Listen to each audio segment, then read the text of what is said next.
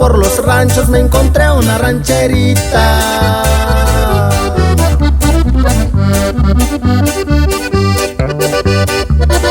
Una muchacha muy guapa, delgada su cinturita, sus ojitos muy hermosos colocaban su carita.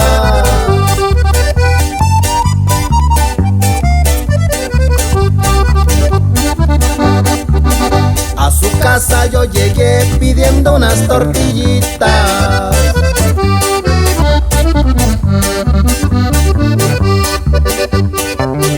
Alegre la rancherita me dio recién calientitas, con un poco de frijoles que guisaron sus manitas.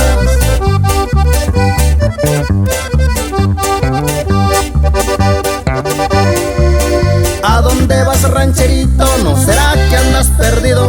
Y le contesté a la guapa, cerquita está mi ranchito, aunque la verdad me queda un poquito lejecito.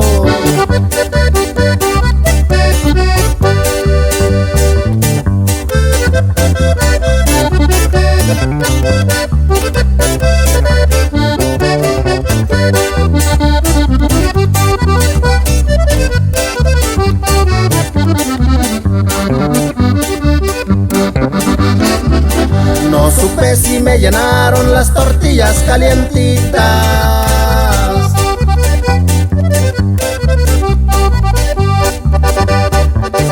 o será que me llené por ver a la rancherita, una mujer muy bonita de las que ya no hay ahorita.